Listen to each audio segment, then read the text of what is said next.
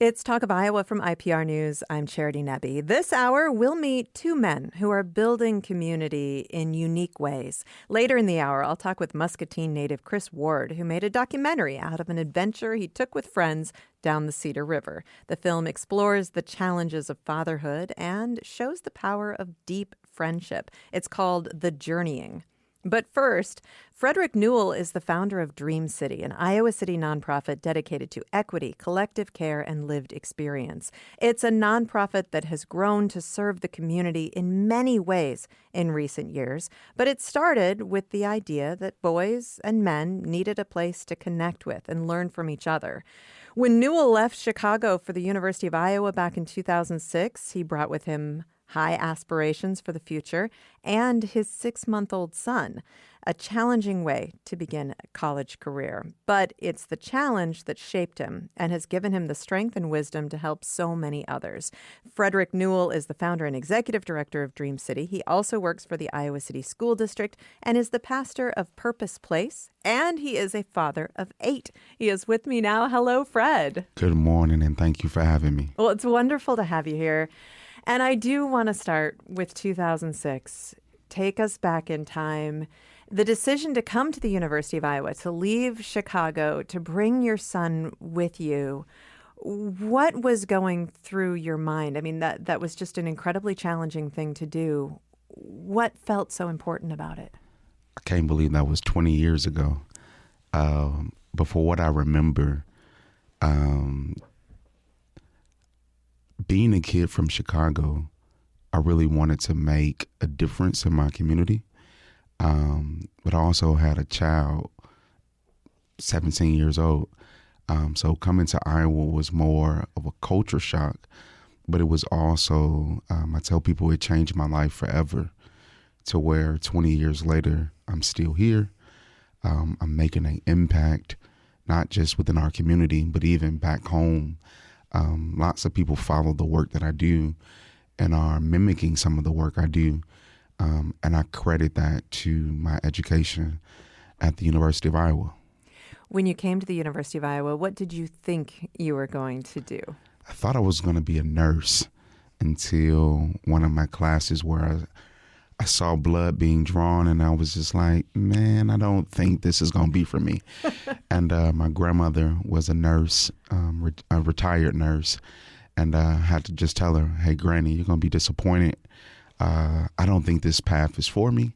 I don't know what path I'm going to take, but I'm going to take some intro classes around psychology, social work, and business, and I'm going to choose one of those paths because nursing, it just wasn't it for me. Right. If you were going to faint, it wasn't a good idea, right?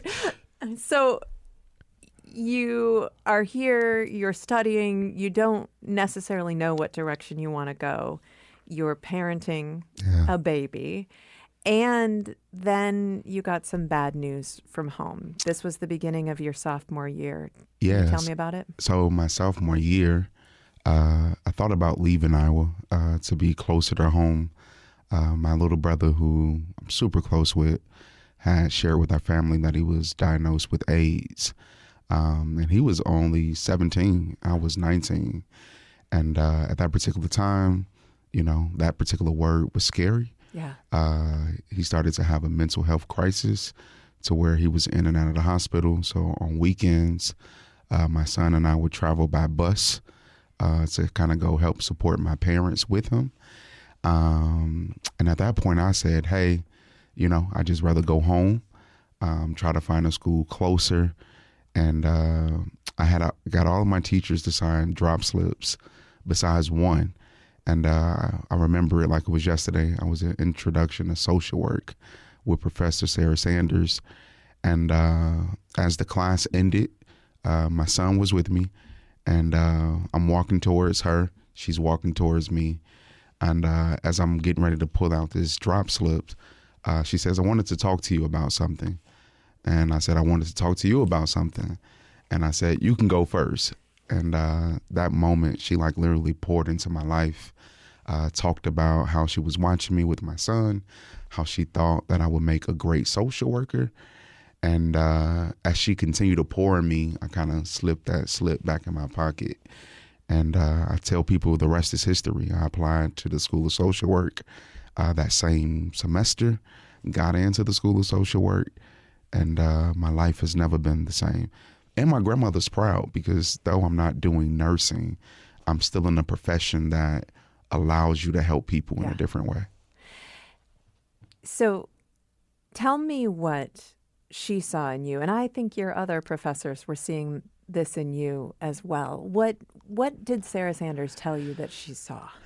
I mean, just from my initial kind of writing, she thought that, number one, to see a young man bringing his son to class, one, showed that I was kind of different from some of my peers.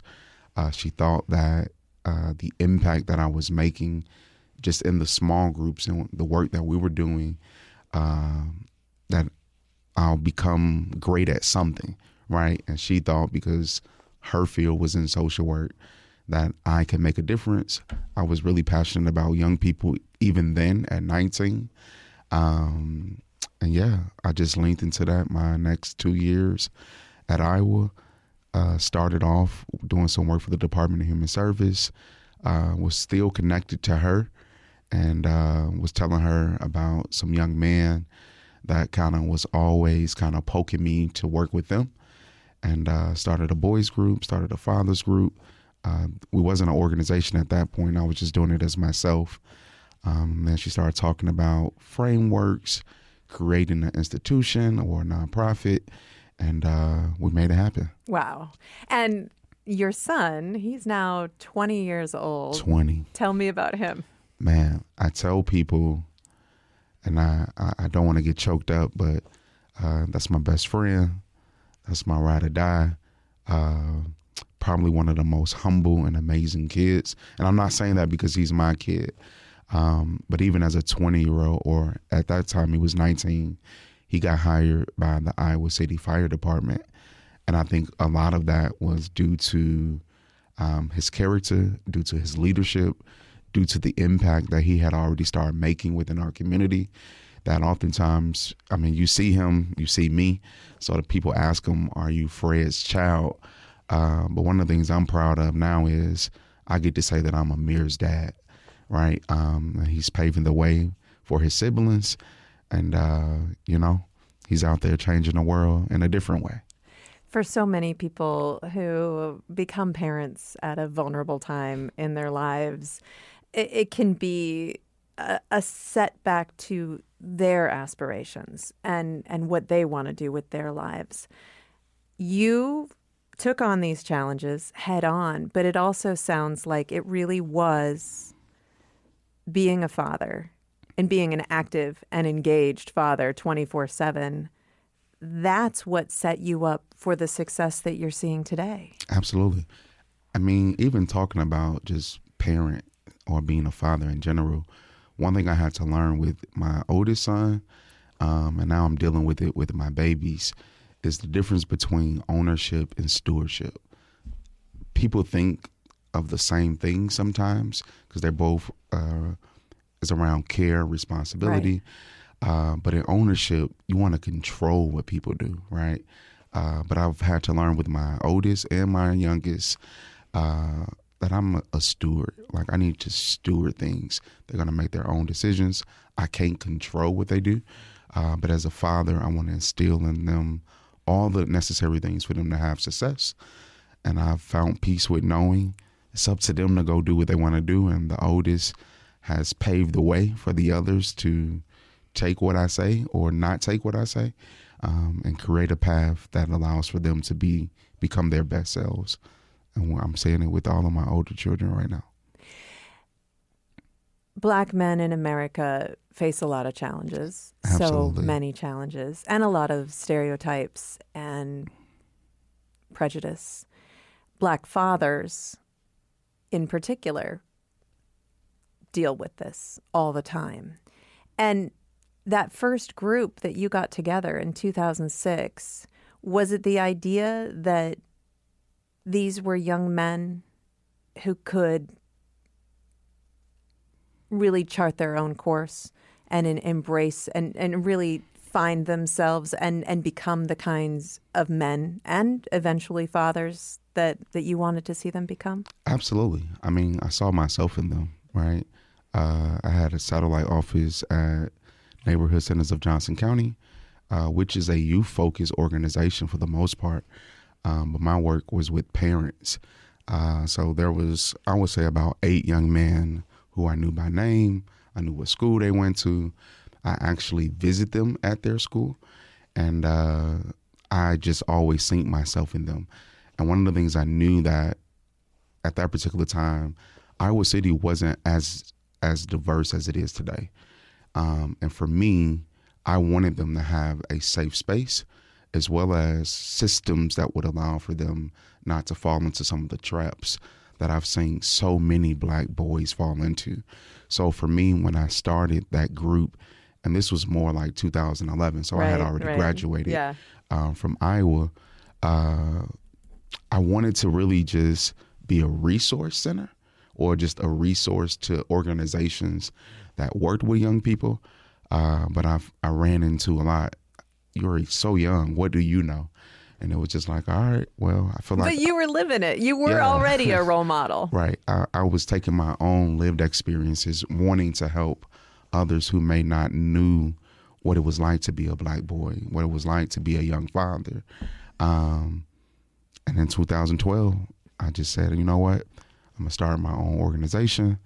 I'm going to really focus on ensuring that boys of color, because actually I started with more Hispanic boys than Black boys. So I would say I was working with Black and brown boys. And the hope that they started to have, the way in which their parents was talking about how they were maturing, the way in which teachers and principals were reaching out to me about ways that they can support me and the work with them, it was life-changing. Well, we're going to talk about what Dream City has become. In just a few minutes, we're going to take a short break. Frederick Newell is the founder and executive director of Dream City. He also works for the Iowa City School District and is pastor of Purpose Place and a father of 8. More in a moment. This is Talk of Iowa. It's Talk of Iowa from IPR News. I'm Charity Nebbe. Coming up in 20 minutes, I'll talk with Muscatine native Chris Ward. He recently made a documentary out of an adventure he took with friends on paddleboards down the Cedar River. The film explores the challenges of fatherhood and shows the power of deep friendship. It's called The Journeying. With me right now is Frederick Newell. He is the founder and executive director of Dream City, an Iowa City nonprofit dedicated to equity, collective care, and lived experience. He also works for the Iowa City School District and is the pastor of Purpose Place. He is also a father of 8. And Fred, we just got sort of to your Dream City origin story in 2011 or 2012 when you really started a group for young men to connect with each other, to connect with you, to really look at that transition to manhood and in a positive way. Where did the idea for Dream City come in all of that? Yeah, the idea, I tell people Dr. King, though, by the time I was born, he was already gone from the earth. Yeah. As I learned so much about his dreams for the world, I tell people those dreams are still alive through my dreams.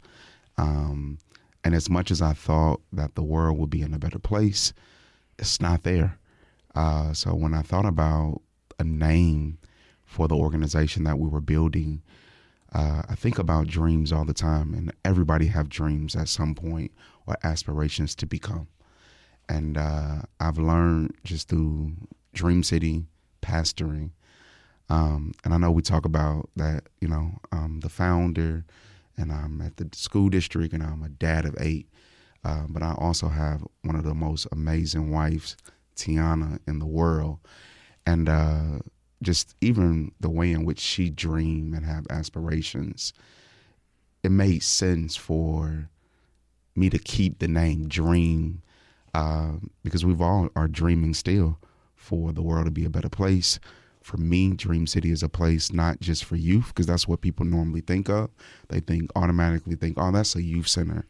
But we learned early in 2012, 2013, that to really impact the life of a young person, you have to impact more than just them, right? You have to impact their families. And then oftentimes we were learning that economic opportunities were limited.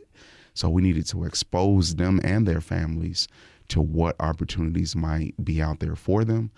So then Dream City just was this place where we were focusing on young people, we were focused on fathers, we were focusing on families, we were focusing on performing arts through a partnership I had with a lady named Nikisha Jenkins. And from there, just Dream City just continued to grow into all the things that we're doing today that I would have never thought 20 years ago. This is where we would be. And it started in just a house, right? A house, 1929 Lakeside. And there are so many memories we still have. And that particular person, her name was Kenya Badgett, who was one of our founding board members, who believed so much in just my vision for life that she was going to be moving to Charlotte, North Carolina. And we didn't have a place or a space. We were kind of just going from place to place. And she said, hey, I'm leaving and I want to contribute to the work that you're doing. I'm going to take care of the mortgage, light, gas, internet, left furniture for us to have, TVs, games. And we created a youth center until the city told us, hey, this isn't zoned for that. And we'll let you kind of figure out where you're going next.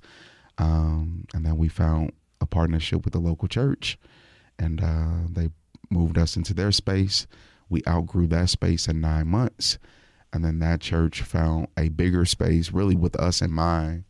And in 2014, we moved into our current building as tenants. And then in 2023, we purchased that building, which I'm just stoked about still to this day. Yeah, and has done a massive renovation. When people walk into Dream City today, what do you want them to experience? What's the vibe? Family, safe space, fun, a place of learning, connection, opportunities. And just shout out to the city of Iowa City for giving us a $3 million grant to acquire and to renovate that space. So if you was in that space in our early years, you wouldn't even know that it's the same building, right? We completely gutted that building out. Now we have multiple classrooms. We have co-working space. We have office space. We have a micro retail space, which is currently a barbershop, which is one of my favorite places in the building. We have an auditorium where we have hosted concerts, weddings, conferences, hosted our own conference called Empower Her and Empower Him that had 250 plus girls. Empower Him had over 170 plus boys. We also have a state-of-the-art commercial kitchen, and we got some green space that we are cooking up some plans for future plans to continue to expand that space for all the amazing things happening there. The city of Iowa City obviously recognized the value in what you have been doing for everyone in Iowa City. I'm curious, you came here from Chicago. A lot of families have come to Iowa City from Chicago. And while Iowa City has become a really diverse community, there are some people who do not welcome families from Chicago. It's kind of a dog whistle, honestly. And I've heard people who have employed it and said, these are problems in our schools are because of these families from Chicago or these people from Chicago. Has that been a challenge that you've needed to overcome? Not necessarily, but I know what you're talking about, right? And if those people were listening, I would just kind of ask them to think about their own selves. I had to learn that many of us go through very similar things in our families, right? And we're not immune to it. But when you create this narrative about people from Chicago, then you don't have a dream city, right? Then you don't have some of the amazing people that's in this community that is driving change in so many different ways, from educators to restaurants to business owners. Currently, Iowa City has a Black mayor who's from Chicago, who's very smart, who's very into helping people in the community.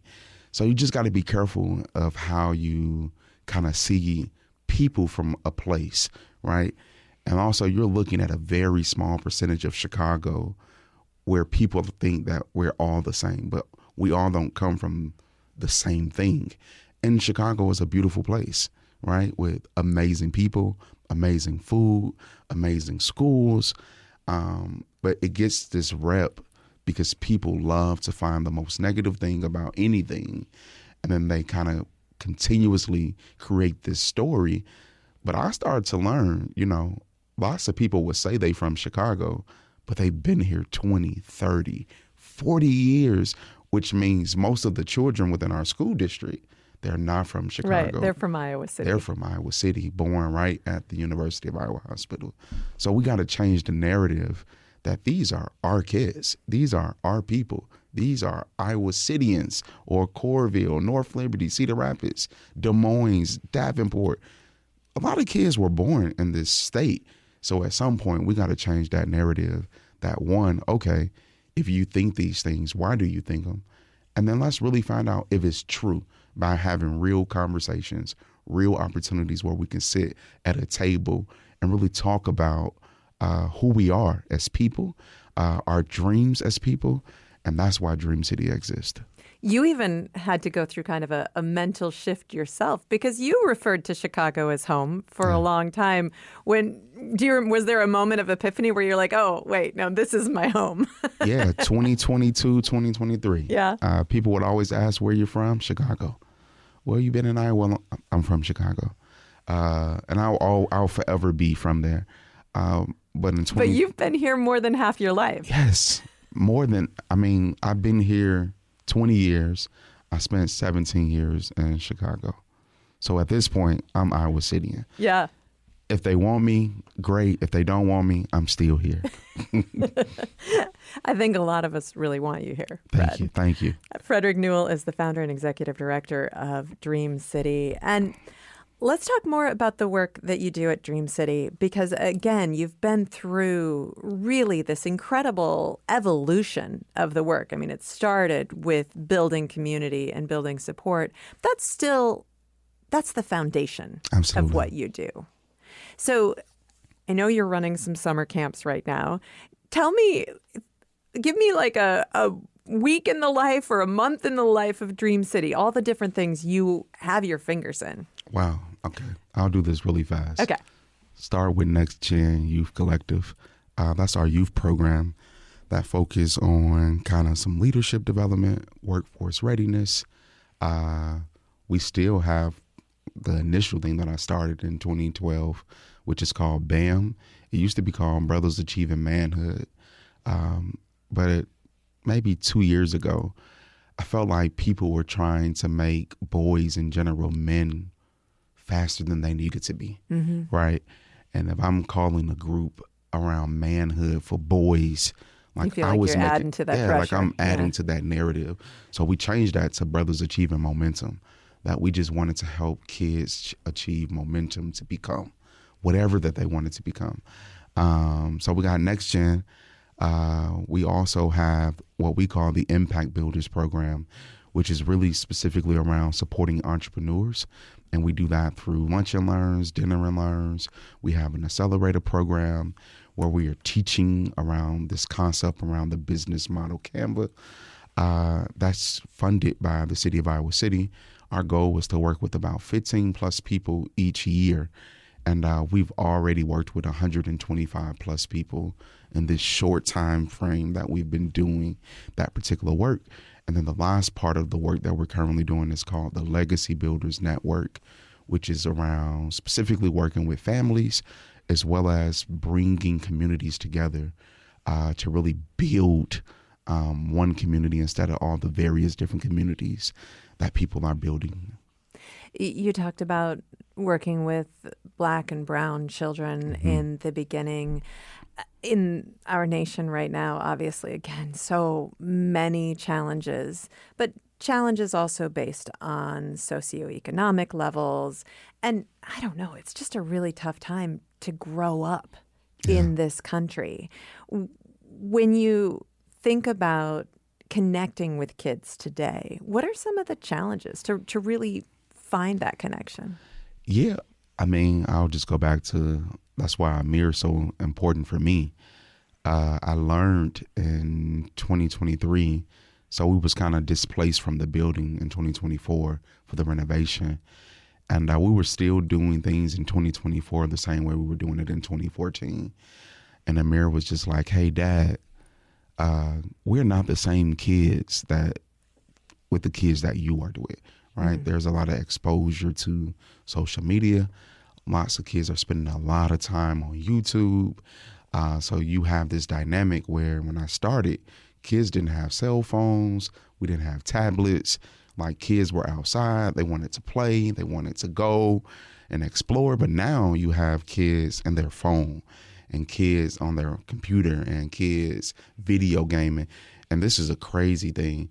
They're not even video gaming. They're watching a video of somebody else video gaming. I've witnessed this myself. Yes. So for us, we had to learn that our approach had to change, right? So you asked about like a life or a month and a day of a person at Dream City. Sometimes you're having after school programming. Sometimes this week we're having a sports camp. Tomorrow we have a lunch and learn at noon directly for entrepreneurs. We've been hosting graduation parties. Every weekend it seems we got wedding season coming up. So there's tons of weddings booked in our space. We have a partnership with Kirkwood Community College where they're using our classroom spaces from about 8:30 till about 1:30 Monday through Thursday. You have the South District Business District. They have an office space, so they're doing programming out of the space. The South District Neighborhood Association, our building is home for them, so they're doing their business out of that space. And if people aren't familiar with the South District in Iowa City, I mean, this is an area that has just grown by leaps and bounds in recent years. And a lot of the entrepreneurs who've made businesses in this area got their start with you, right? Well, I'm not going to say with me. So okay. I partnered with Angie Jordan, Marlene Mendoza, and Tasha Lard. And they created something during the pandemic called the Diversity Market. And from there, Dream City was the fiscal sponsor. And then we started helping to raise money. And then they became my partners in this work. And I tell people, if you don't know Angie Jordan, she's one of my heroes. And she is a great advocate for that side of town. And Dream City is just a part of all the great advocacy done from some amazing people. Yeah, and if you haven't been on that side of town in a while, you should visit. Got to get there. So you've been doing this work, and it has been growing so fast. I'm sure there are times when you feel like you can barely keep up, but you've also been doing this work long enough that you've seen kids grow up and go out into the world, and not just your own kids, who I know that you're so incredibly proud of. Can you tell me about a moment that you had recently where you got to see someone really beginning to fulfill their potential and think, I had something to do with that? Yeah, I got tons of those, but I'll just go to what's most recent. When I started Dream City, I was mentoring. At this particular time, he was in 8th grade. His name was Gabe Nukuma. And this past December, he graduated and is a doctor at the University of Phoenix Hospitals. And one of the things he gives me credit for all the time is saying, had he not been a part of, he still called it the Dream Center, because that's our founding name. He don't think he would be where he is today. Wow. And he was always, so Dream City, we have this thing where if you get straight A's, we owe you $100. And he started that in 8th grade. So if you think about from 8th grade to his senior year of high school, he never got a B. So he got some thousands of dollars out of Dream City. And then we also were able to support some of his college and just being supportive for him. My wife and I got to visit him when he was doing some work in Minnesota. And he just graduated. And now if I have any questions about my health, you know who to call. I know who to call. Oh my gosh. Well, congratulations. And I can't wait to see all that you'll accomplish in the future. Fred, thank you. Thank you so much for having me. Frederick Newell is the founder and executive director of Dream City, an Iowa City-based nonprofit dedicated to equity, collective care, and lived experience. Coming up in just a moment, we will meet Chris Ward. He loves adventures. He's a middle school science teacher and a filmmaker. We'll talk about his documentary, The Journeying. This is Talk of Iowa.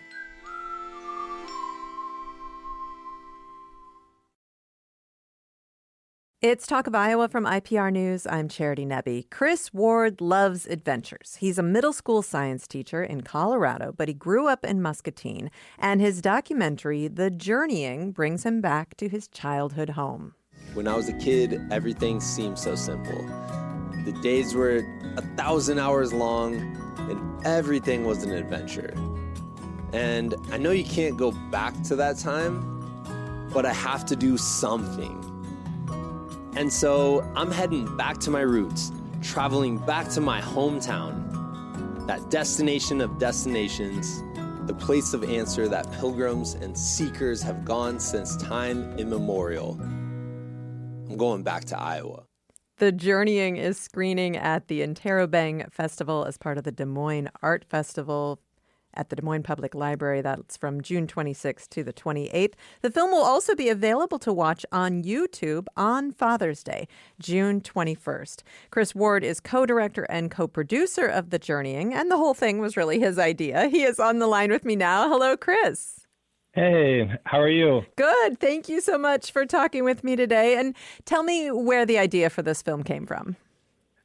Oh man, I think it kind of came from I'm entering my 40s now, and I was reflecting back on like the last 10 years of my life, and I'm like, what has helped me grow as like a human being?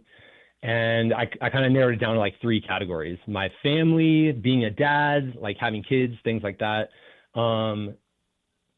Big like multi-day adventures, like going out into the wilderness for multiple days in a row and just being out there. And then also just conversations with friends and people I respect and people I love. And I think those 3 things meshed together like has helped me grow a lot as a human. And I kind of wanted to do a project that like honored those. And then I also just thought it'd be really fun to do a multi-day adventure in Iowa and kind of introduce a couple of my friends who had never even been to the Midwest, just how beautiful Iowa is and what it's all about. So clearly you really enjoy adventures, and this film, I mean, it's fun and the basis is this adventure, but you also have obviously found that there is a vulnerability and connection that comes with an adventure, maybe even an extreme sport, something like that opens you up in a new way. Tell me about that. I honestly think that's what I've been trying to like put my finger on for the last like 15 years is what is it about these big experiences in the outdoors that kind of helps people be more vulnerable and like connect with their humanity. You know, my friend Paul is a writer, and he always talks about the adventure is like a crucible, like you put people into an adventure. And I think what we've found is what comes out of the adventure is always humanity. It's always like people getting in touch with their humanity. So I'm not quite sure. I think there's something that happens when you're in the wilderness and your community becomes really, really small, and the people, it's basically like the connections with the people who you are with in those moments become the most important things on the planet at that. It's a really interesting thing. I'm trying to put my finger on it still. Right. Well, I mean, it's interesting because I think about, you know, in life, when you go through something that's really, really difficult with people, that bond is so strong. You're kind of creating that. Like, we're going to have fun, but it's going to be really hard. And then the bond will be incredibly deep. Yeah. Well, and I'm proud of our movie too, because I think, you know, like you said, the premise is this multi-day stand-up paddleboard adventure. And And that's kind of how, like, to get people into That's the hook, the movie. yeah. But really what we're trying to sneak in is the actual message of the movie, which is kind of like how important it is to be vulnerable and comfortable and open with other people about your peaks and valleys in your life. And I think that helps you kind of understand it better. So let's talk about the adventure a little bit more first. Why stand-up paddleboards on the Cedar River? That's kind of a crazy idea. Yeah, I just like stand-up paddleboards. I don't like sitting down. I think that's my problem. So I like the option of being able to stand up. So we kind of realized, well, I was actually the basis of the idea. I was sitting at the Palisades Kepler State Park on like a beautiful fall day. It was absolutely wonderful. I had my kids there, my dad, my father-in-law, my wife, and we were just having a picnic. And I realized, I'm like, oh, this is the Cedar River. This goes into Muscatine, my hometown where I'm from. And I realized, oh, you can actually paddle that whole section and you're not going to run across dams or anything like that. You're able to camp out on sandbars. And so I'm like, that would be a really cool multi-day adventure. Like, I was trying to imagine, like, I live in Colorado right now, so you can go do backpacks through Colorado and you can like kind of camp out and spend like, a week in the mountains doing a route. And I was like, how could you do that, like do a reinterpretation of that in Iowa? And once I realized you could do that on that river, you just had to figure out a way to pack all your camping gear on paddle boards. Then we were kind of like, oh, game on. This sounds really, really fun.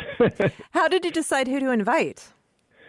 Yeah, that's a good question. I think I'm lucky and I'm blessed with a lot of really good friends who say yes to my kind of stupid ideas that I come up with. And it's like no questions asked. They're like, yeah, I'll be there. It sounds fun. and so, like I said, I was trying to think of people in my life who had become friends in the last, decade of my life and who were really important to me and I learned a lot from. And so I kind of just was throughout the idea. I asked one of my coworkers at the school that I teach at, my fellow science teacher. I asked one of my friends who I made on these big adventures. And then I asked my cousin, along with the two guys who helped us film it. They had become friends over the last 5 years or so. And neither of them had ever been to Iowa or the Midwest. So I kind of was like, this sounds like a great group of guys to do this with. Nice. Well, I want to play a clip from the film.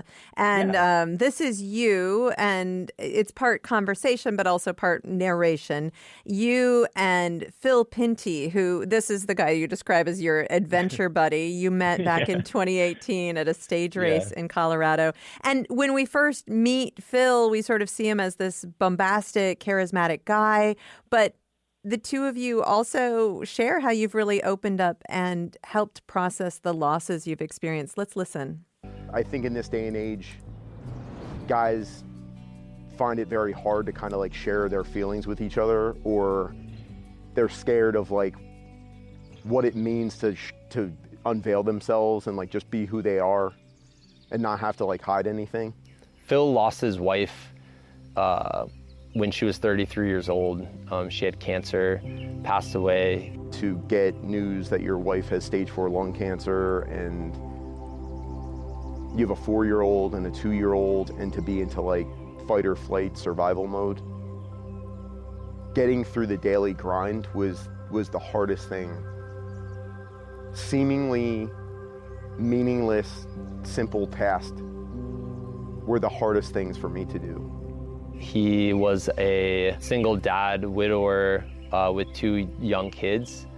He raised those kids. His kids are amazing. They're sweet. They're funny. Like, I think about Phil and what he's been through, and like, I don't know. I don't know how he did it. I don't think Chris knows like the impact that he's had on my life.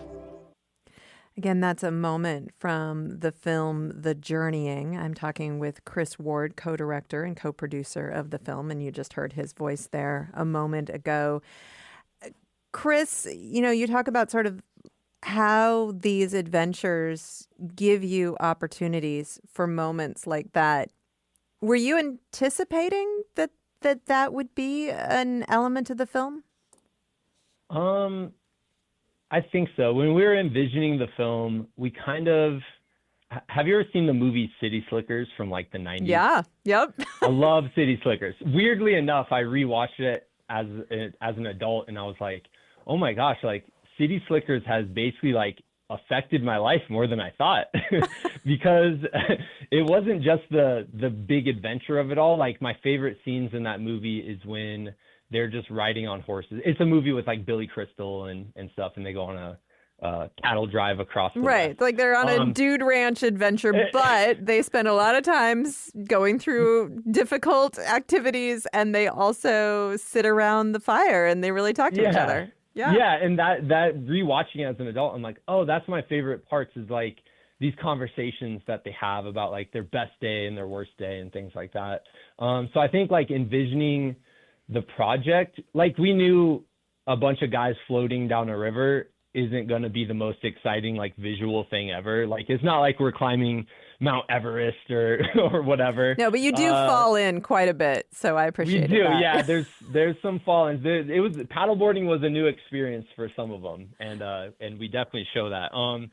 But I knew for me, I really wanted to have these conversations. I wanted to talk with my friends about what I had been struggling with in life, and kind of see their perspectives on it. And man, like Phil Pinty, he's one of the strongest guys I've ever met, in the fact that he is so vulnerable. Like he comes across as like this big macho man. In fact, when he runs ultra marathons, he dresses like Macho Man Randy Savage, which is quite hilarious.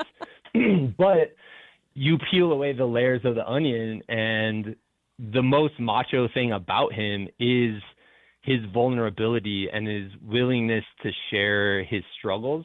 And so we became friends like 2 years after his wife passed away, and he was in the midst of going through the hardest struggle that hopefully he ever has to face. And I had been struggling with a few things in my life, few losses as well. And we kind of like bonded over those, and bonded over it's kind of interesting. Like you go on an adventure and you're ultimately trying to figure out the world, I guess, which is what life is. We're all trying to figure out the world and the whatever, quote unquote, the meaning of life and stuff like that.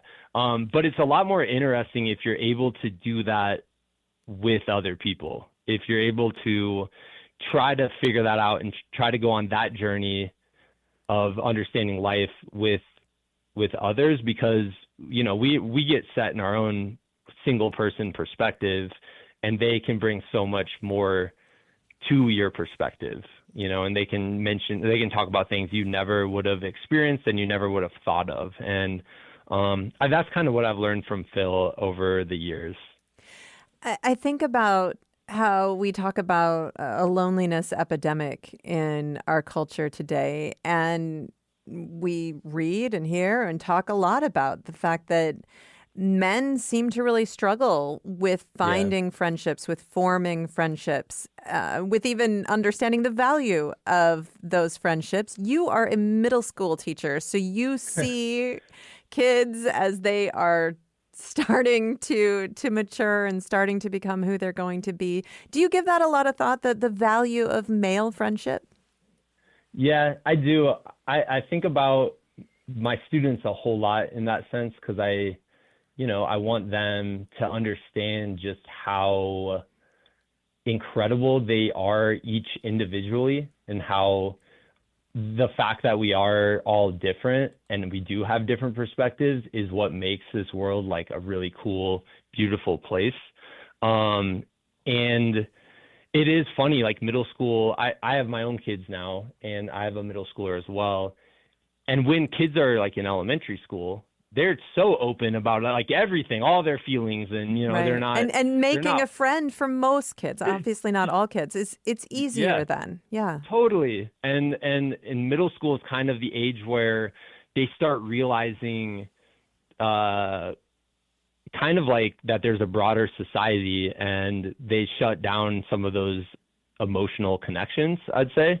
And I think it's so important, because once you realize, like, hey, we're all in this together, and once you realize, like, everybody has had hardships in their lives, and you're able to open up and talk about those things, like, it builds community. And I mean, community is one of the most important things to have as like a human being. So, yeah, I think I'm really proud that the movie does show that. And I'm a middle-aged man too. And there's definitely times where it is hard to make connections with new people. But I think once you're willing to open up and be vulnerable, it just invites other people to be able to do that as well. And then that just, builds stronger bonds, which is really, really cool.